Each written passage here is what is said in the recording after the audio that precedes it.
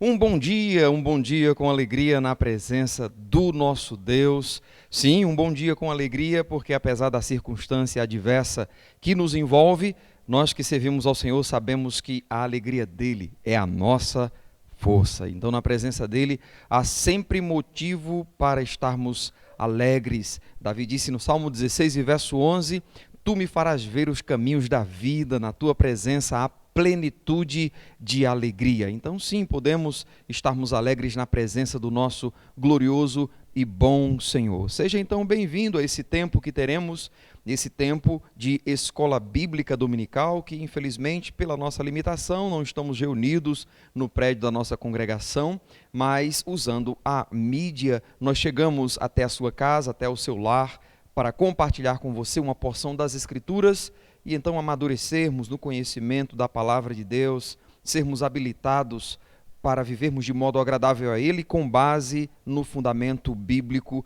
com base na instrução do Senhor para o nosso viver. Então que Deus abençoe a sua vida e prepare o seu coração para meditarmos meditarmos na palavra do Senhor, aplicarmos as Escrituras para a nossa vida. Meus diletos, o mundo está em guerra contra o coronavírus. E ao que parece, nenhum país do mundo inteiro estava preparado para evitar o impacto que esse vírus trouxe consigo. O que temos hoje é que o mundo parou. Em todos os lugares, medidas de isolamento foram adotadas em todos os países para evitar a proliferação, o contágio de forma geral, posto que nenhum sistema de saúde em qualquer lugar do mundo suportaria essa condição, teria condição de prestar devida assistência à população. Então o isolamento foi proposto para que houvesse um amenizar dessa proliferação, para que assim pudessem administrar a assistência com o recurso que tinham na saúde, os leitos de UTI que já estão em atividade, e para que outros leitos fossem então providenciados para suprir a necessidade que surgiria. Então, nesse ínterim, nós temos sido bombardeados quanto ao aspecto preventivo. Tendo em vista, então, impedir uma proliferação em massa, se adotou, então, o isolamento. E com isso nós somos constantemente bombardeados a desenvolvermos certas práticas que nos traduzam a segurança.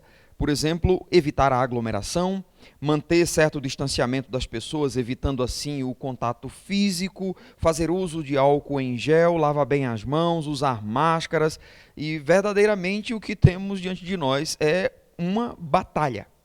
Então, olhando para esse cenário, eu quero iniciar hoje uma série temática para nossa meditação durante esses dias, e o tema desta série é Em Guarda.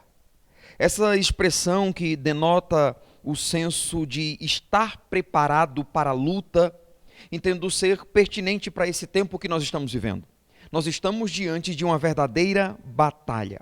Agora, meu alvo não é a preparação na luta contra o coronavírus. Antes, a luta nas mais diversas áreas que envolvem a nossa fé, que neste tempo, por conta da circunstância que estamos vivendo, ela também está sob ataque.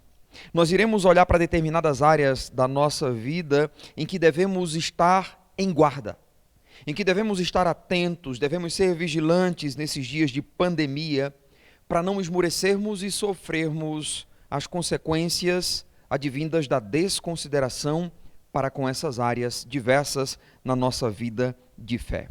Estar em guarda, irmãos, é estar atento, é estar acautelado, trazendo consigo a ideia de usar a atenção, a cautela para a defesa, para a proteção, para o cuidado. É nesse sentido que eu quero trazer a ideia de que precisamos guardar, precisamos defender, conservar as propriedades da nossa fé, porque elas são constantemente atacadas.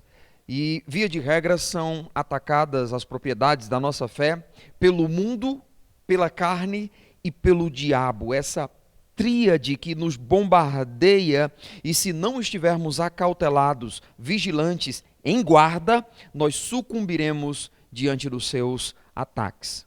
Considere, irmãos, que a exemplo do coronavírus, há ataques silenciosos, imperceptíveis aos olhos, mas reais.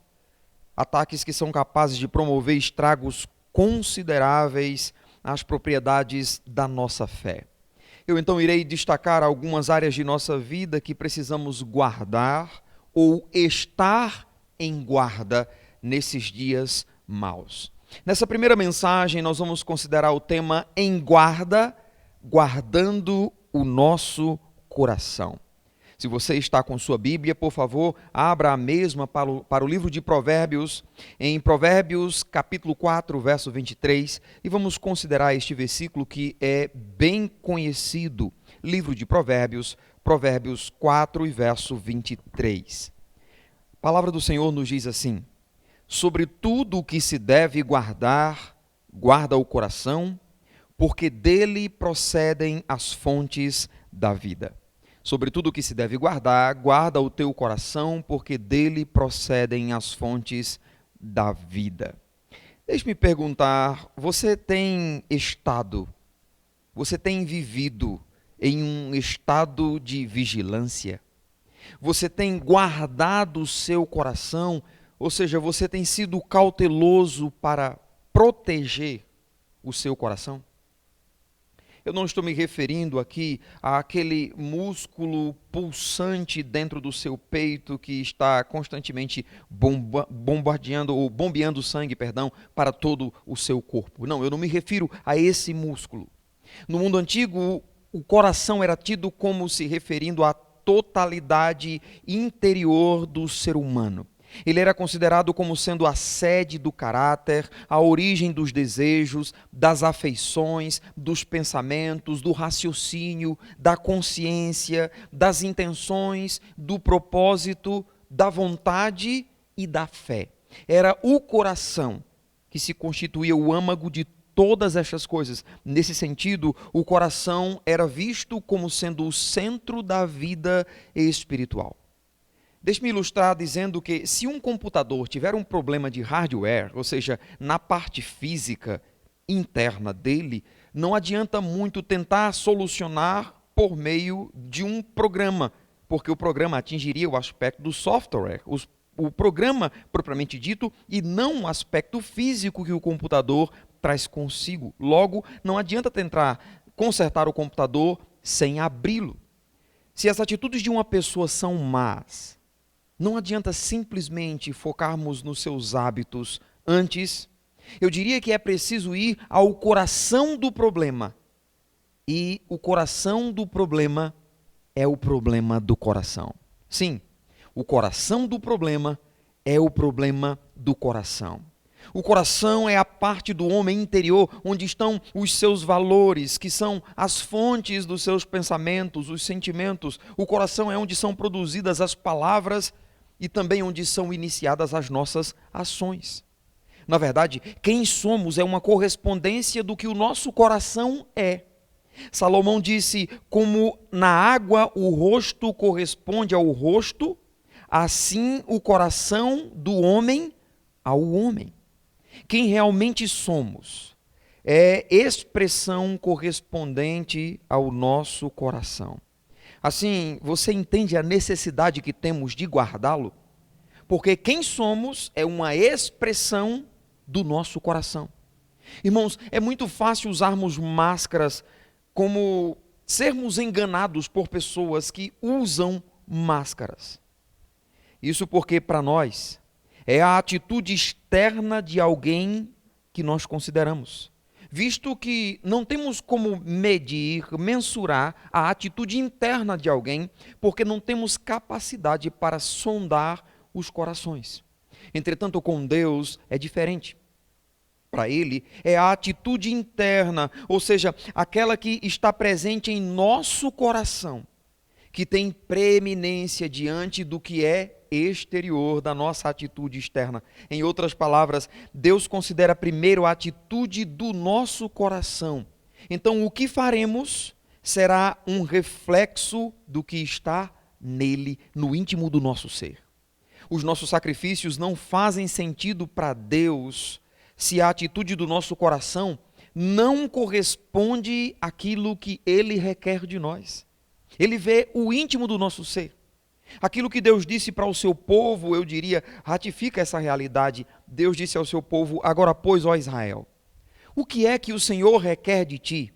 Não é que temas ao Senhor teu Deus, e andes em todos os seus caminhos, e o ames, e o sirvas ao Senhor teu Deus de todo o teu coração e de toda a tua alma. Observe que o que Deus requer do seu povo, e nos é pertinente, o mesmo requerido, é que nós o amemos, é que nós o sirvamos, é que nós o temamos de todo o nosso coração, isto é, com a totalidade do nosso ser, com o íntimo da nossa alma. Samuel expressa essa realidade ao repreender Saul, dizendo: tem porventura o Senhor tanto prazer em holocaustos e sacrifícios, quanto ao que se obedeça à sua palavra? Eis que o obedecer é melhor do que o sacrificar, e o atender melhor do que a gordura de carneiros. 1 Samuel 15, verso 22. Assim, irmãos, nossa prática religiosa, quando desprovida de um coração consagrado, um coração totalmente entregue a Deus, não tem valor para Ele. Limita-se a uma superficialidade. Irmãos, quando não nutrimos em nosso coração a atitude correta para com a vida e para com Deus, nada do que fazemos tem valor diante dele. Considerar que Deus conhece o íntimo do nosso ser antecede aquilo que ofereço a Ele à vista dos homens. Eu quero repetir isso. Considerar que Deus conhece o íntimo do nosso coração antecede aquilo que digo oferecer para Ele diante dos homens. Irmãos, a nossa verdadeira identidade diante de Deus é o nosso coração. Não simplesmente a leitura que os outros fazem de nós, mas o que está no íntimo do nosso ser. É aquilo que está em nosso coração que se constitui quem verdadeiramente somos. Essa realidade nos mostra que não somos lá essas coisas que muitas pessoas descrevem como se fôssemos. Não somos lá essas coisas que achamos quando nos equiparamos a outras pessoas. E a essa conclusão claramente chegamos quando consideramos a corrupção em nosso coração. Na verdade, alguém já disse com propriedade que se aquelas pessoas que falam mal de nós soubéssemos quem realmente nós somos, teriam muito mais propriedade e fundamento para terem razão daquilo que falam de mal acerca de quem nós somos. Irmãos, o âmago de muitos problemas nossos tem sua sede em nosso coração. Por outro lado, eu diria que a nossa vitória na vida, seja contra o desejo do pecado ou contra o pecado em si, em qualquer outra área, se inicia com a atitude que tomamos no nosso coração. Nesse lugar interior em que tudo começa, daí a necessidade de guardá-lo ou de estarmos em guarda, porque se não estivermos, nós sucumbiremos diante da negligência e desconsideração para com o íntimo do nosso ser. De volta a Provérbios 4, verso 23, a palavra traduzida nesse texto por guardar, na frase sobre tudo o que se deve guardar, guarda o teu coração, essa palavra guardar tem a ideia de velar, de ser cauteloso para conservar. A ideia é de preservar, de cuidar para evitar danos. Em resumo, é estar em guarda. Nós temos então que guardar o coração, é mantê-lo sob constante cuidado e observação, é agir com cautela, é evitar prejuízos potenciais. Então considere isso. Estamos em guarda quanto ao nosso coração? Ou será que em dado momento de nossa jornada na fé, baixamos a guarda, permitindo assim a entrada de terríveis mazelas, contaminando o nosso ser no íntimo, de modo que podemos aparentar que estamos bem diante dos homens, mas na verdade estarmos desfigurados diante de Deus? Irmãos, há uma batalha em curso. Muitas vezes uma batalha silenciosa para contaminar o nosso coração. Somos bombardeados de sentimentos e desejos que muitas vezes se opõem à vontade, se opõem à santidade de Deus. As batalhas são as mais intensas. E eu diria que as batalhas mais intensas que enfrentamos não ocorrem fora de nós, mas ocorrem dentro de nós, no íntimo do nosso ser. É o mundo, a carne e o diabo e suas propostas atraentes ao nosso coração maculado pelo pecado, a nossa natureza pecaminosa. De modo, irmãos, que caso não estejamos em guarda, nós seremos vencidos. Nós podemos até estarmos assintomáticos, ou seja, sem sintomas aparentes, à semelhança do que o coronavírus faz em muitos. Apesar de estar incubado, o vírus fica ali como se nada estivesse acontecendo. Corremos o risco, irmãos, de estarmos com vírus pecaminosos incubados em nossos corações, que mais cedo ou mais tarde eles se manifestarão. E eles trarão consigo terríveis consequências, assim como posteriormente se manifestam sintomas em pessoas que hoje têm o vírus incubado. Assim, o vírus incubado do pecado no nosso coração, mais cedo ou mais tarde vai se manifestar. Vai trazer consigo terríveis consequências, mas eu diria que graças a Deus que nesse caso a cura já foi desenvolvida. Um coquetel contendo uma ampola de quebrantamento, outra de arrependimento, outra ampola de confissão de pecados e outra ampola de abandono da prática pecaminosa. E o resultado, quando ingerido e praticado esse coquetel, é o perdão de Deus, proporcionando assim a purificação e então a restauração da nossa comunhão plena com Ele. Considere isso. Você está precisando desse coquetel, ou seja, da cura provida por Deus para um coração infectado pelo pecado? Então quebrante-se, porque Deus não despreza um coração quebrantado. Arrependa-se, confesse a sua culpa e abandone o seu pecado. Provérbio 28, verso 13 diz que aquele que encobre as suas transgressões jamais prosperará, mas aquele que confessa e deixa alcança misericórdia. João diz em 1 João 1, versículo 9, que se confessarmos os nossos pecados, Ele é fiel e justo para nos perdoar os pecados e nos purificar de toda e qualquer injustiça. Será que você está carregando consigo um vírus incubado? Talvez você já detectou os sintomas, mas os que estão à sua volta não. E você sabe que esse vírus está conduzindo você para a ruína. Quebrante-se, arrependa-se, confesse e abandone, e então receba o perdão, a cura para a sua alma.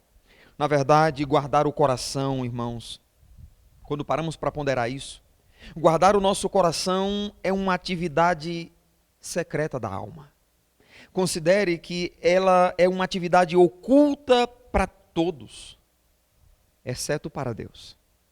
É uma atividade que executamos diante dele, e essa obra, lembre disso, não nos traduzirá, ela não nos proporcionará um título honroso.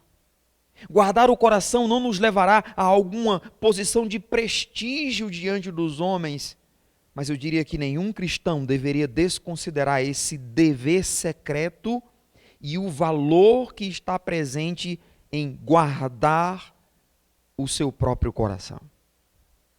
Devemos levar em consideração que ou dominamos nosso coração, submetendo-o ao Senhor, ou seremos dominados e então regidos por Ele. E lembre-se do que a palavra do Senhor diz em Jeremias 17, versículo 9, que enganoso é o coração mais do que todas as coisas e desesperadamente corrupto, quem o conhecerá?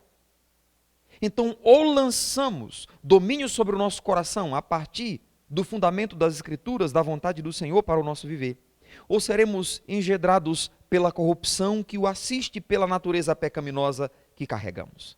Seremos então envolvidos pelo senso de corrupção em nós presente. E daqui a pouco estaremos expressando o que está no íntimo do nosso ser, porque por ele seremos regidos. Considere como por vezes somos envolvidos pelo engano do nosso coração. Somos, por exemplo, bastante imaturos no que diz respeito a avaliarmos nossas prioridades espirituais. Irmãos, podemos nos preparar com toda diligência, com todo esmero e com todo cuidado para realizarmos tarefas exteriores, deveres exteriores. Mas quanto às nossas questões secretas, fazermos sem ter a devida cautela. Quanto aos deveres exteriores, nós somos ávidos por promover às pessoas uma aparência de excelência, mas corremos o risco de nos apressar nas preparações secretas e não valorizá-las o quanto elas deveriam ser valorizadas. No meu caso, por exemplo, como um pastor, um pregador, eu corro o risco de meus sermões estarem prontos, mas o meu coração está despreparado. Você que exerce um ministério na igreja também corre esse mesmo risco de organizar com diligência as realizações de âmbito externo daquilo que é requerido do serviço ministerial que você exerce, mas ter um coração totalmente em desordem. Eventos organizados por vidas em desordem. Um contrassenso talvez seja paradoxal. Pregamos contra o pecado com muita veemência e, contudo, talvez não lamentamos o suficiente a respeito dos nossos próprios pecados, que nós os conhecemos bem. Talvez nossa vida devocional seja marcada pela mediocridade e ensinamos para os outros com tanta autoridade, traduzindo o espectro de propriedade no ensino. De que outra maneira podemos explicar as quedas que temos ou mesmo que ouvimos que nos deixam admirados e chocados? Como um servo de Deus chegou a fazer isso? Talvez é que ele vinha apresentando para todos uma aparência de piedade que era oposta ao que o íntimo do seu ser realmente expressava. De que outro modo, irmãos, podemos justificar os escândalos repentinos que, vez por outra, surgem? É que o homem interior do coração tem sido esquecido na pressa, na afobação de atendermos aos deveres públicos e desconsiderarmos os deveres secretos, então baixamos a guarda. Via de regra, nós focamos no fruto, na aparência que devemos traduzir às pessoas pelo que estamos produzindo. E quando fazemos isso, nós deixamos de focar na raiz, ou seja, na essência de onde a árvore retira os seus nutrientes para ter condições de produzir o fruto. Cuidar da raiz de uma árvore está para nós o cuidado com o nosso coração, o cuidado com o íntimo do nosso ser. Nós precisamos zelar para que o fruto que temos produzido seja puro em sua essência, produto de uma raiz devidamente alimentada, cuidada, que nos traduz segurança de que estamos desenvolvendo. Note isso, uma motivação correta naquilo que nós empreendemos, e não meramente uma promoção pessoal ou busca de vantagem, que seria o claro resultado de um coração corrupto. Você entende isso? Eu posso expressar zelo, eu posso expressar excelência, eu posso traduzir um padrão elevadíssimo e não ter como motivação a glória de Deus, senão a minha autopromoção. Eu posso me aproximar de pessoas, tendo em vista obter delas benefício, e não motivados pela sinceridade de uma amizade que cuida, não motivado pelo amor em Cristo, mas quanto eu posso saudar desta amizade e fazer assim acepção de pessoas? Qual é a motivação do nosso coração? Estar em guarda quanto ao nosso coração envolve, pois, zelar pela sinceridade diante de Deus, antes de diante dos homens. Zelar pelo nosso coração, ou guardar o nosso coração, também envolve zelar pelas prioridades espirituais. Irmãos, alguém disse que no passado, homens e mulheres de Deus edificaram igrejas, ou seja, conjuntos de servos de Deus que se reuniam em dados lugares para edificação mútua, para compartilharem dons, para servirem uns aos outros, para proclamarem o Evangelho, para observar a ceia do Senhor, o batismo, as ordenanças. Mas alguém disse que, diferente dos homens e mulheres de Deus do passado, temos hoje cristãos egoístas que só pensam em si e que vivem, ou pelo menos esboçam viver um cristianismo numa dimensão individualista. Ser crente em casa, ou ser crente ilha, isolado, afastado de outros irmãos. Homens e mulheres de Deus do passado liam a Bíblia e estudavam com afinco as Escrituras.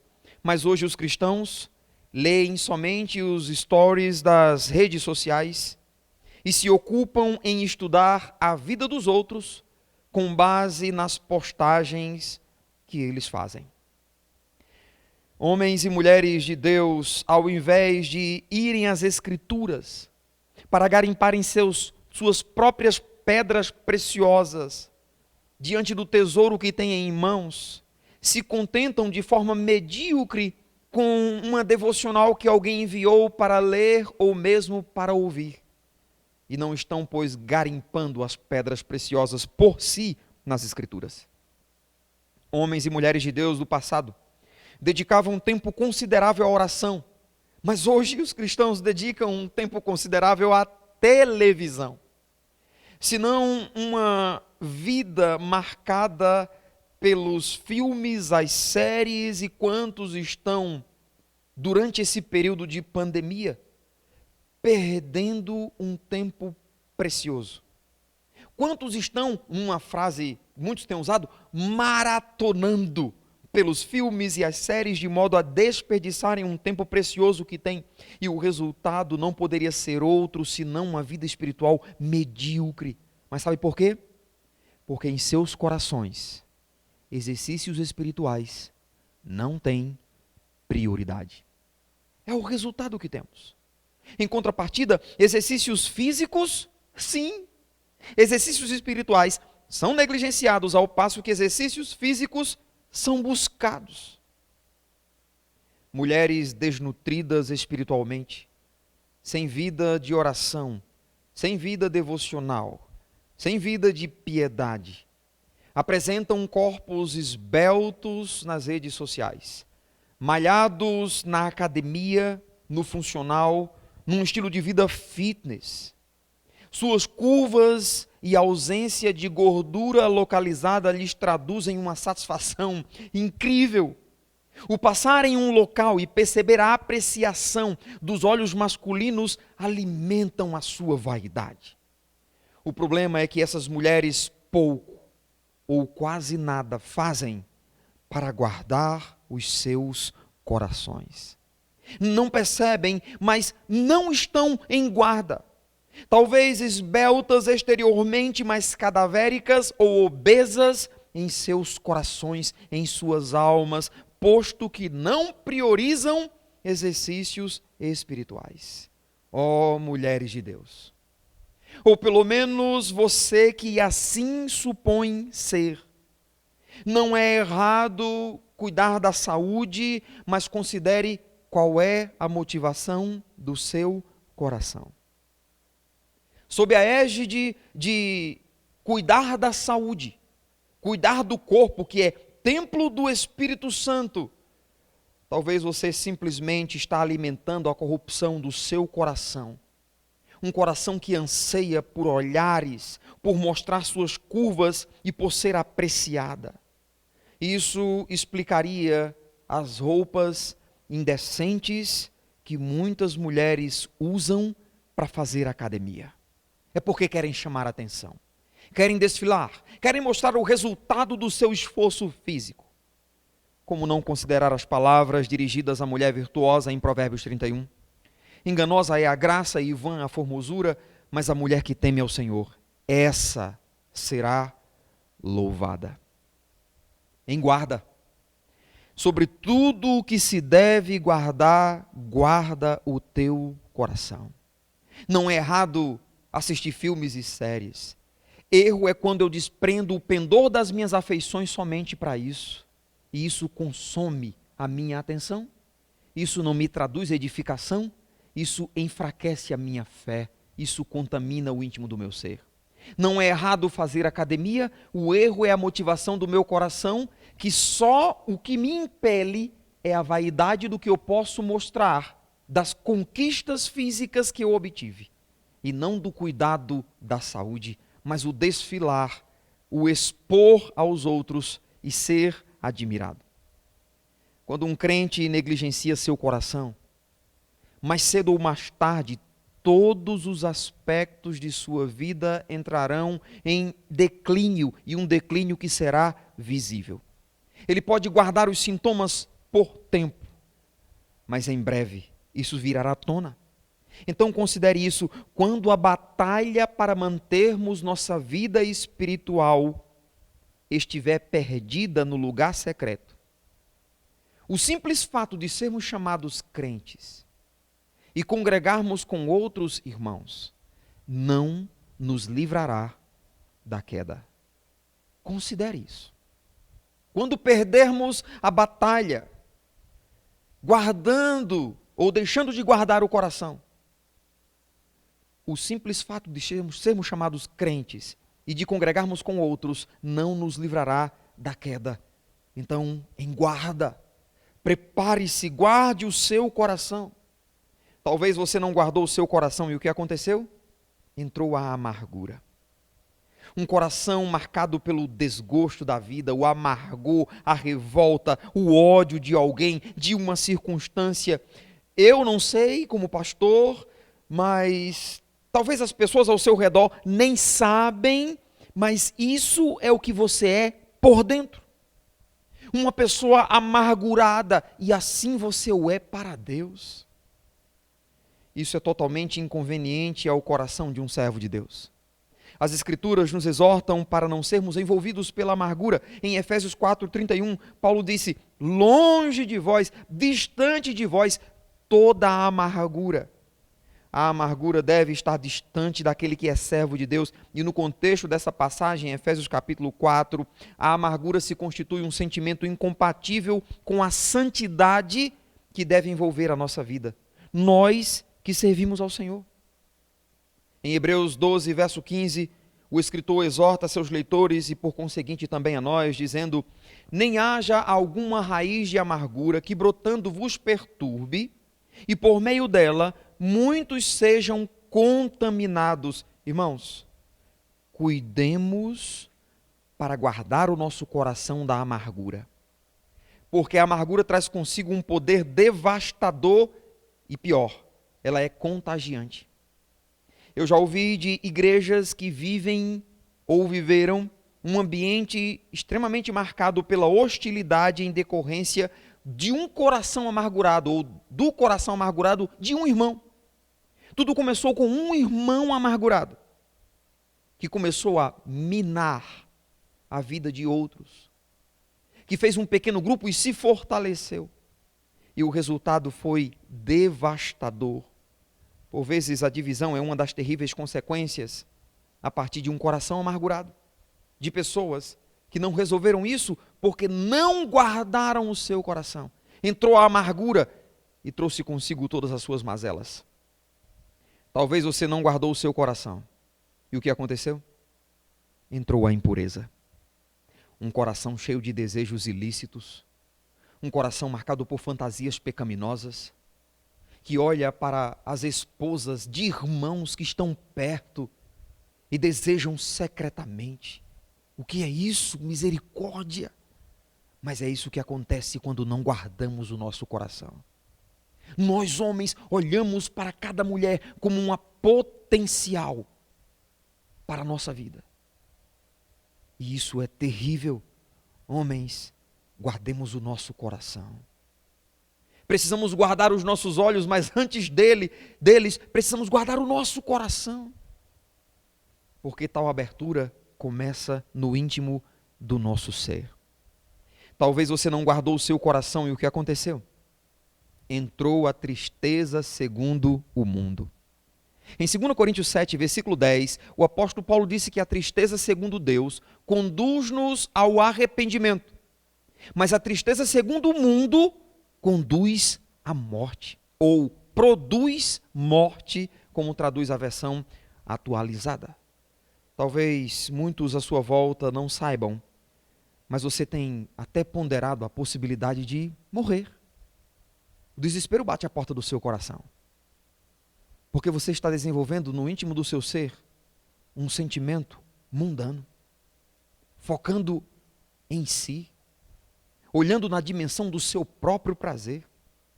Você está tirando do seu alvo a glória de Deus e focando no seu bem-estar. Eu não sei a razão, o que é o gatilho para tal tristeza no seu coração. Talvez seja a frustração de um plano não realizado. Misericórdia, você não afirma que serve a um Deus soberano que rege todas as coisas?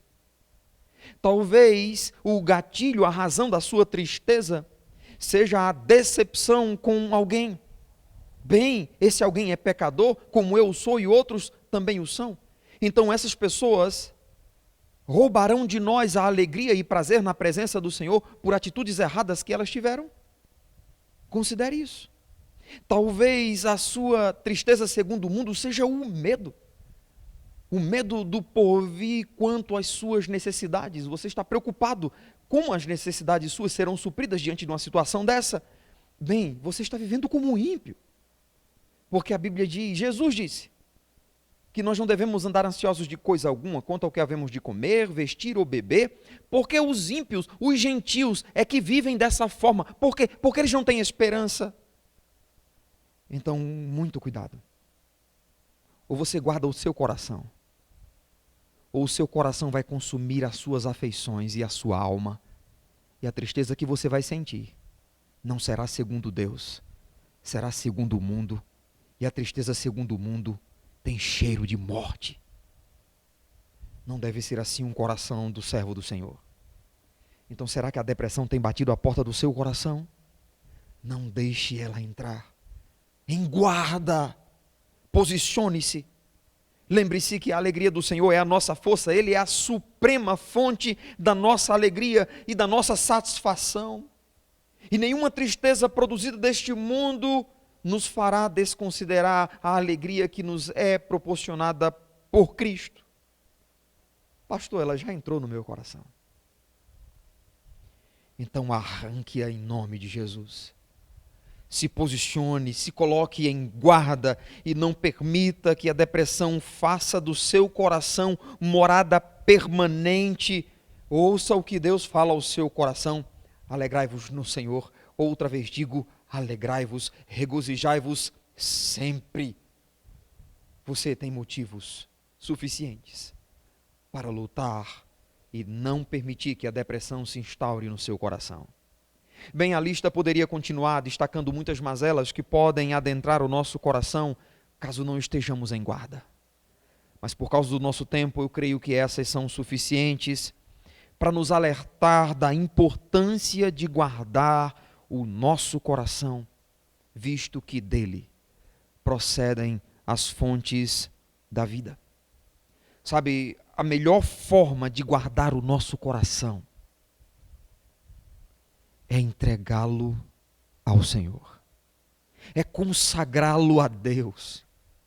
Provérbio 23, verso 26 diz, dá-me, filho meu, o teu coração, e os teus olhos se agradem dos meus caminhos. Não há atalhos para guardar o nosso coração, se não entregá-lo, se não consagrá-lo, se não clamarmos dizendo, ó Deus, toma o meu coração.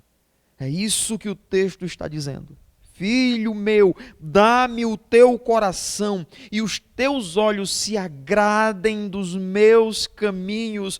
Ó Deus, toma o nosso coração, molda o Senhor conforme o teu querer, que ele expresse verdadeiramente quem o Senhor quer que sejamos, que tenhamos um coração marcado pela obediência, que sejamos considerados como Davi o foi, um homem segundo o coração de Deus. Soberano Deus, obrigado pela sua palavra. Deus, nós somos tão corruptos, Senhor. Tantas vezes envolvidos pela corrupção do nosso coração, nos vitimizamos, atacamos as pessoas, nos defendemos em demasia, posto que somos bem piores do que os ataques que nos propõem. Por vezes, Senhor, somos consumidos por uma tristeza que não vem do Senhor para gerar arrependimento, mas é fruto da corrupção do nosso coração. Porque tantas vezes nos portamos como mimados, queremos que as coisas sejam como nós mesmos queremos. E o que é isso senão a clara expressão do egoísmo em nosso coração? Do senso de independência, de vivermos segundo o nosso próprio querer. E hoje o Senhor fala ao nosso coração: dá-me, filho meu, o teu coração, e os teus olhos se agradem dos meus caminhos. Senhor, a oração do salmista no Salmo 25, versículo 4, nós queremos fazer nesse dia. Faze-me conhecer os teus caminhos, guia-me por tuas veredas. Ó Deus, que nosso coração se agrade dos teus caminhos e seja encontrado, Senhor, totalmente consagrado a Ti. Em guarda. Essa é a postura que precisamos desenvolver. Oramos em nome de Jesus. Amém. Que Deus abençoe esta porção da sua palavra em nosso coração. Vamos seguir com essa série Em Guarda. Que eu e você estejamos em guarda diante da batalha em curso na nossa jornada de fé.